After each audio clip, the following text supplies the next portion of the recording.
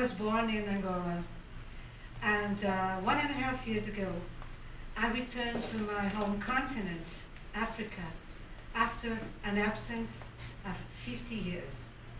I could say, I could almost feel and hear my ancestors singing and dancing, like we do when a beloved son or daughter is absent for too long. My father was Portuguese and my mother is Angolan. And from the lineage of my mother, there is this myth that says that we descend from the iconic Queen Jinga of the Ubuntu kingdoms of the 16th and 17th century. Well, for sure, what is not a myth is that I descend from the African lineage, both from slaves and slavers. It is not an easy union to reconcile within my own soul. So I have these landscapes of Portugal, Europe, and then the hot sunny beaches of Africa inside myself. But don't we all have these kind of paradoxical voices within to reconcile in our own soul?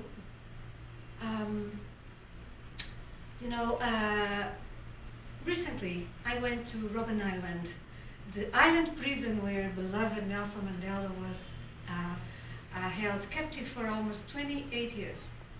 And I knew, since I work with the psyche, with the human psyche, I knew that going into that trip was not a regular tourism journey.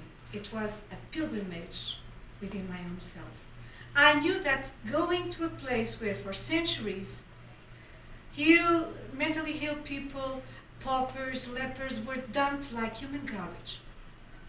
A place with a very dark, I would say, dense suffering energy would mean something further to me.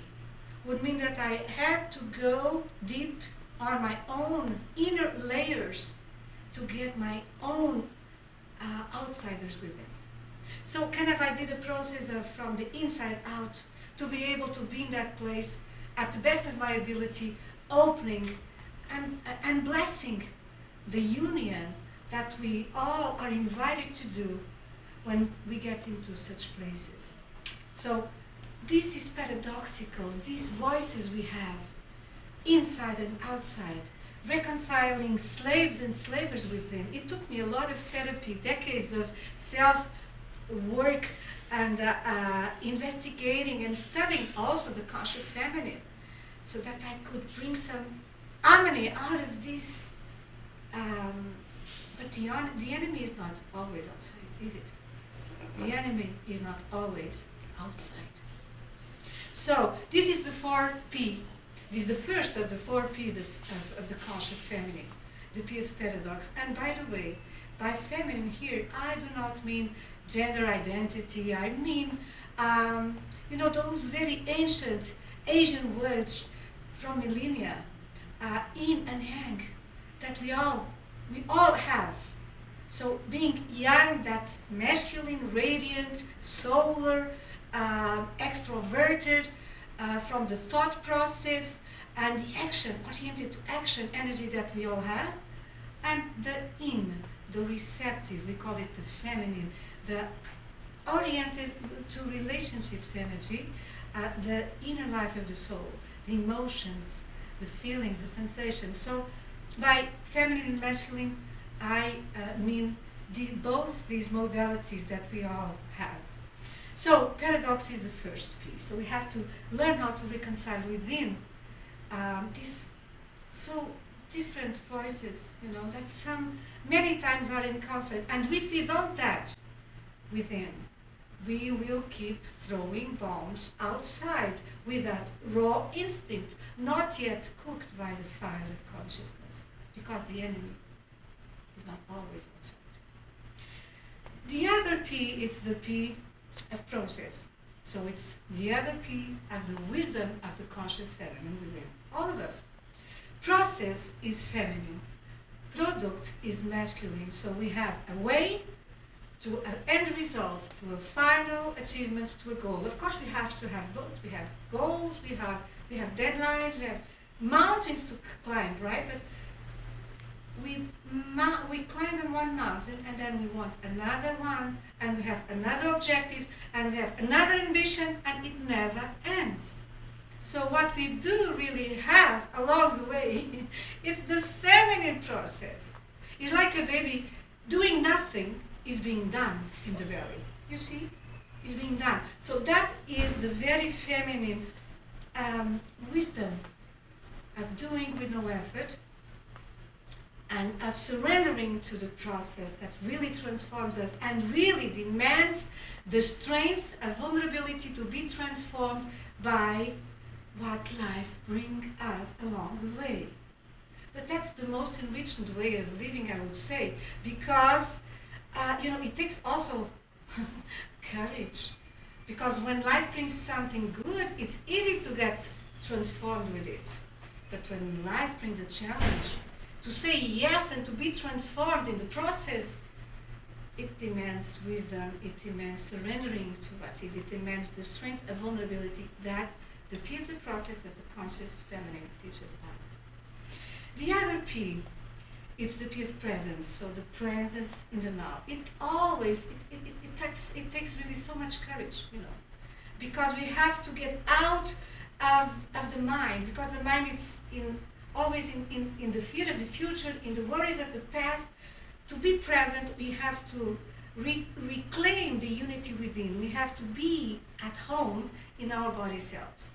We have to be able to surrender again to that moment when we breathe consciously, and when we are really open, because we are present.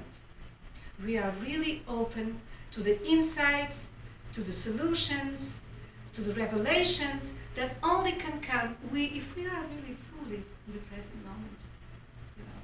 And that is a completely different flow from not being there for us or for others, because yes, we might have trauma encapsulated, in the emotions blocked in our own muscles and bones.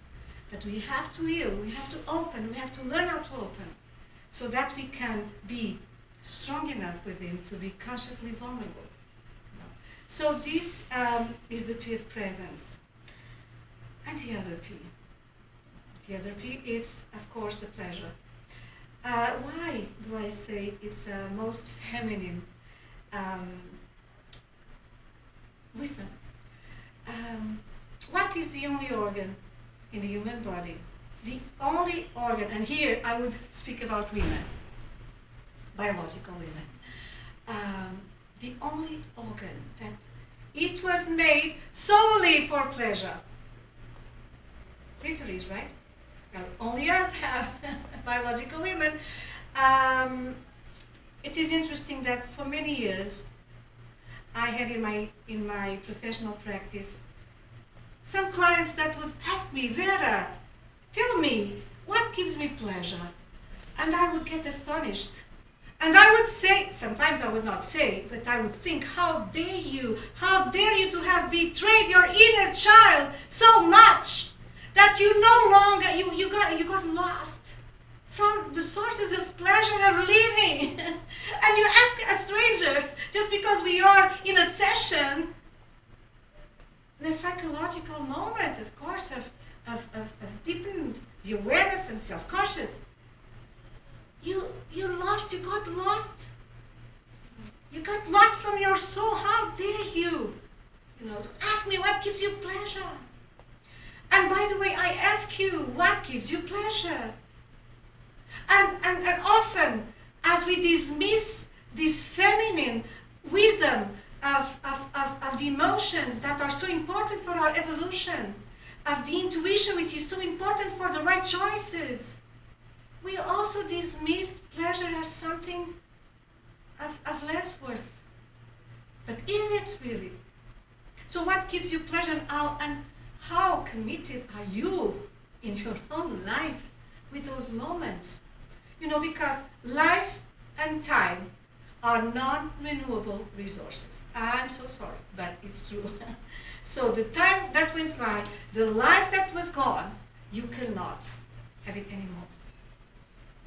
So for the sake of the best life you can have, where you can give birth to yourself several times, meaning renewing purposes, meanings, resources, talents, ways of being, recreating yourself in the now, embracing paradoxes, in a new unity that takes the courage of going through the unknown, of course, but that is the conscious feminine that I'm speaking about.